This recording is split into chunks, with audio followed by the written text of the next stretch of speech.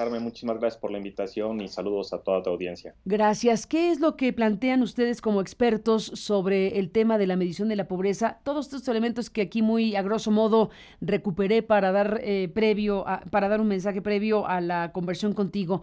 ¿Cuál es el planteamiento que ustedes están haciendo como expertos, como esta especie de este grupo técnico ampliado que desde luego está llamando la atención sobre cosas particulares? Cuéntanos de qué va. Sí, mira, mencionaste en tu recuperación de hechos esta parte del diferendo que se dio el año pasado con relación al levantamiento del módulo de condiciones socioeconómicas 2015. Entonces, a partir de ese diferendo, tanto INEGI como Coneval constituyeron un grupo técnico de trabajo que eventualmente se amplió a una serie, a través de invitación a una serie de instituciones y algunos investigadores de algunas otras instituciones, entre los que nos encontramos, digamos, Oxfam, Centro de Estudios Pinos Iglesias, el IETD, el Programa de Universitario de Estudios para el Desarrollo de la UNAM y algunos investigadores del CIDE, por ejemplo. Entonces, estuvimos trabajando principalmente sobre los resultados, no de la ENIG que acaba de anunciar el INEGI, la 2016, sino sobre el módulo de condiciones socioeconómicas 2015. Entonces, el diferendo, de hecho, no se concentraba en términos de la metodología para la medición de la pobreza, sino que el diferendo se encontraba en términos de la comparabilidad de los datos que se habían levantado en 2015 versus la serie que se había construido a partir de las ENIG desde 2008. Entonces, ahí estaba el diferendo y sobre eso concentramos la discusión, poniendo el centro de la discusión en torno a los resultados del módulo 2015, ya que obviamente no teníamos los resultados de la NIC 2016 que apenas fueron anunciados. Ahora, con lo que alcanzamos a apreciar, hablando del diferendo, que es el referente que estás también recuperando desde luego, en este momento, el Coneval manda la señal de que se puede continuar el ejercicio de reporte sobre la pobreza porque ya se puede hacer el ejercicio comparativo con años anteriores, que es lo que se había trastocado, si no me equivoco. Efectivamente, el Coneval está enviando ese anuncio y por eso el INEGI el día lunes anunció que iba a poner a disposición del público dos bases de datos. Una que es la original de la encuesta de 2016 y luego otra que se había construido a partir de un modelo para que pueda Coneval utilizar esa, que es consistente en términos de la serie histórica. Nosotros como grupo lo que hemos planteado es, con el análisis sobre el módulo de condiciones económicas 2015, y eso lo quiero remarcar mucho, que es sobre ese, lo que hemos planteado es que ante cambios en, por ejemplo, operativo de campo del INEGI, hubo un rompimiento con la medición, las mediciones anteriores, y por eso se enfrentaron a este reto de recuperar la consistencia. Entonces nosotros ahí planteábamos que así como estaba la base, tal cual, no era comparable con las anteriores y por eso una posibilidad era construir modelos para recuperar esa consistencia histórica a la que tú ya hiciste referencia. Entonces, esa base nueva es la que tiene en sus manos Coneval y con base en esa base es lo que va a estimar la pobreza que van a anunciar hacia mediodía. Ahora, lo que falta desde el punto de vista de ustedes, entre otras cosas, es que el INEGI pues se abra más para que bueno, para que incorpore revisiones o consulta con especialistas independientes. Sí, de hecho, el simple hecho de que se haya incorporado al grupo técnico de trabajo INEGI Coneval a un grupo de expertos externos ya muestra una apertura por parte de INEGI. Hemos estado trabajando de manera cercana con ellos en los últimos 10, 11 meses, si mal no recuerdo. Y la idea es, nuestro planteamiento es, ok, hay que seguir analizando qué es lo que ha sucedido con estos cambios que han instrumentado en campo, por un lado. Por el otro, no tenemos que perder de vista que efectivamente la medición de ingreso en México y en el mundo enfrenta retos importantes, entonces se ha hablado en los medios y en los medios académicos sobre estos problemas de subdeclaración, lo que se conoce como el truncamiento en las muestras, etcétera. Eso se ha hablado mucho, entonces tenemos que construir toda una agenda hacia futuro para poder seguir impulsando la mejora en la captación de la información sobre ingreso. Eso por un lado. Y por el otro, no dejamos de mencionar que es muy importante no solo depender de los datos que se encuentran en una encuesta como la ENIG, porque hay por esos mismos problemas de truncamiento y de subdeclaración, no necesariamente vamos a capturar toda la variedad de ingresos a lo largo de toda la distribución, y por eso hacemos referencia a la necesidad de que haya apertura y uso de datos administrativos, como por ejemplo los del SAT, que hace unas pocas semanas ya se anunció que se van a de manera anonimizada, pero se van a hacer públicos, o ya se hicieron públicos. Tenemos que tener acceso a datos del IMSS, por ejemplo, toda esta parte que tiene que ver con la economía formal.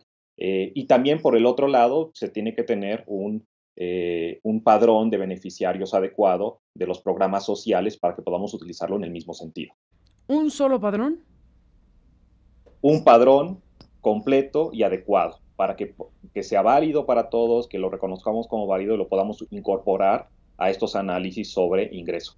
Ahorita, ¿no? Como pudiste ver, sí. como tú pudiste ver en los datos que anunció el lunes el INEGI, la proporción de transferencias es importante, ¿no? Después de la proporción por cuestión de ingreso de trabajo, que es 64%, si mal no recuerdo, el siguiente rubro, que es el rubro de transferencias, es 15%, y dentro de ese rubro está la parte de transferencias del gobierno federal, ¿no? Y de todos los gobiernos. Esto es sí, aquí lo tengo, el desglose. Dice, el ingreso corriente promedio trimestral por hogar es de 46,521 pesos trimestral, y por hogar el más alto pues es el del ingreso por trabajo, de 64%, con 29,906 pesos.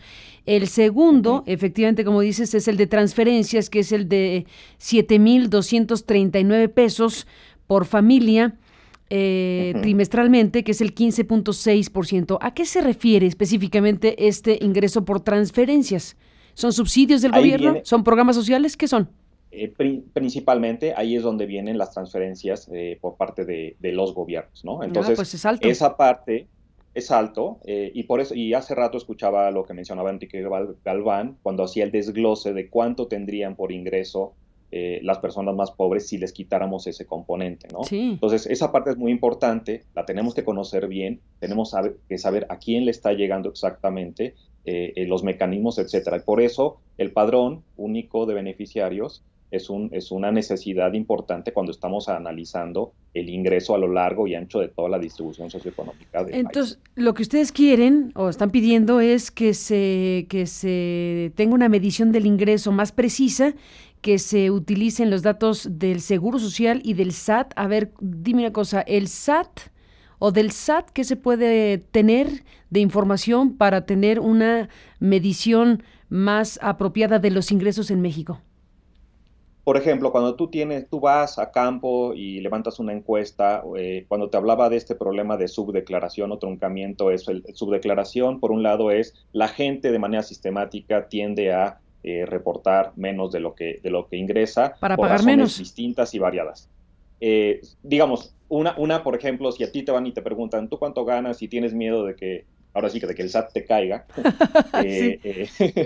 y dices, no, mejor yo, porque no vayan a cruzar información o cosas por el estilo, entonces la gente tiende a declarar menos. Ajá. Esa es una razón. Otra razón puede ser, por ejemplo, razones de seguridad, ¿no? Entonces la gente no está totalmente con confianza suficiente, aunque el entrevistador llegue con su chaleco de INEGI perfectamente acreditado, etcétera. No siempre existen distintas razones por las cuales la gente podría ocultar parte de su declaración. Por otro lado, cuando tú también estás en campo, no necesariamente desde el mismo diseño de la muestra puedes no recuperar información, por ejemplo, en la parte muy alta de la distribución, es decir, los muy ricos.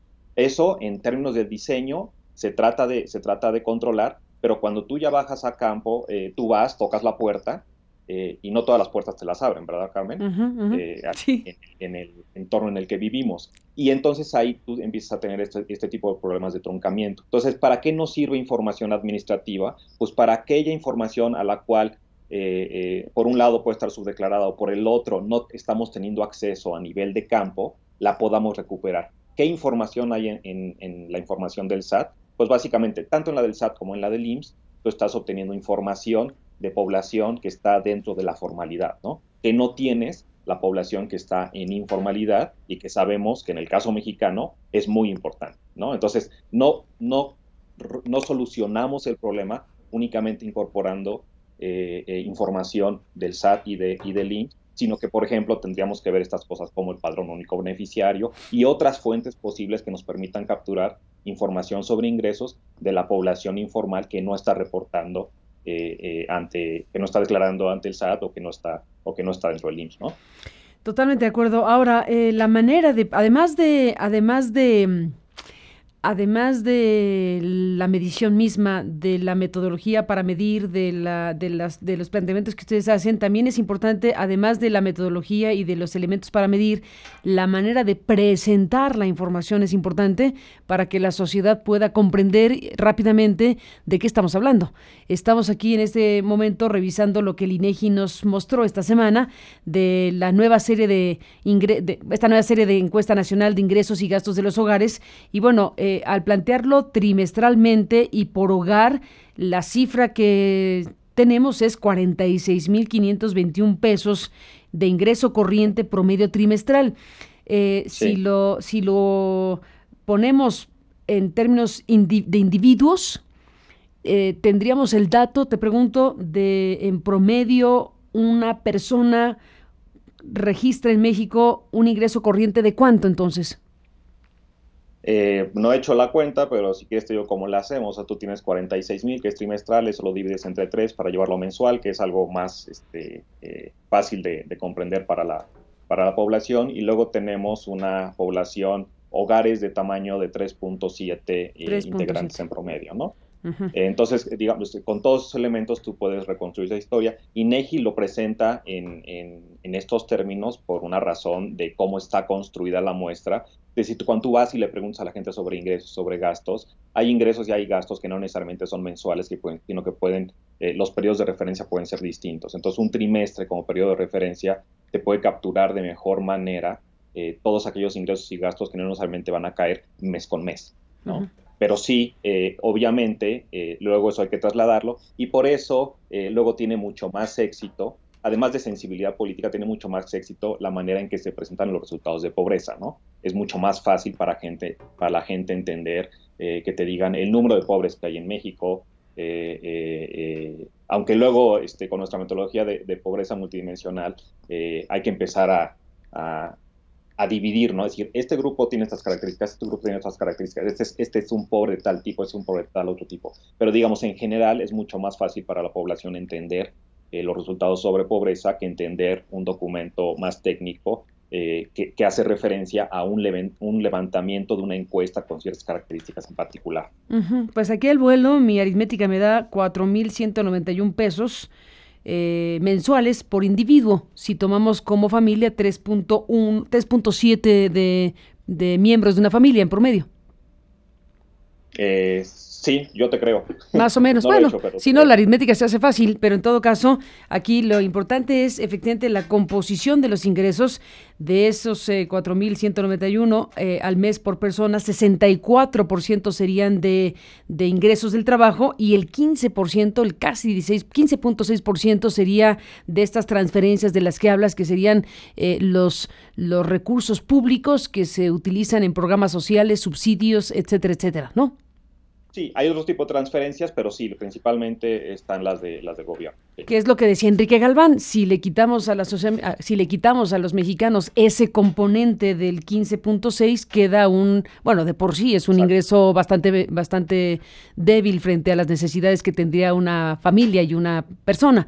Pero si le quitamos Exacto. ese componente, es un salario frágil o muy frágil. Sí, y ahí ya entramos a otra discusión que tiene más que ver con el tema de política social y plantearnos qué es lo que estamos haciendo y cómo hacemos que la población que depende de esos recursos, si eventualmente ante un choque deja de percibirlos, en qué situación van a quedar, ¿no? Es decir, cómo estamos construyendo una sociedad que pueda moverse sola, ¿no?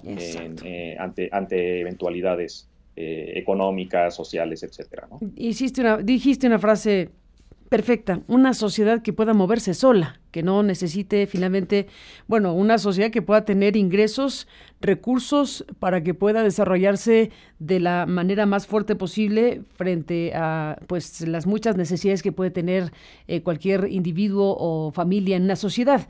Así que el tema es muy, muy importante. Para cerrar esta conversación, Roberto Vélez, te plantearía las cosas de esta manera. Independientemente de lo que ustedes están planteando como expertos y como parte de este comité técnico ampliado del INEGI Coneval respecto a mejorar la medición del ingreso, que eso ya quedó claro qué es lo que quieren, qué es lo que plantean, qué es lo que hace sentido hacer. Bueno, además de eso, dime una cosa como experto, ¿en qué punto está México respecto al tema del ingreso? ¿En qué situación general, qué radiografía tenemos hoy del país que somos en esta materia? Bueno, mira, si nos atenemos a la fotografía del ENIC 2016, que es el dato que tenemos fresco, y tú observas el ingreso promedio, con con todas estas atenuaciones con relación a subdeclaración y truncamiento, ¿no? Uh Pero -huh. si vemos, por ejemplo, la distribución en particular, y vemos cómo la décima parte de la población más rica está ingresando en promedio 21 veces más que la décima parte más pobre de la población. Entonces, ya en ese punto, en realidad, importa poco, aunque sí importa, la comparación internacional. El simple hecho de que tengamos esa diferencia es muy importante, es de llamar la atención. Ahora, imagínate que tengamos posibilidad de incorporar a esa información registros administrativos que nos recuperen la subdeclaración y tal, y que esa proporción de 21 a 1 más que se nos doble, ¿no?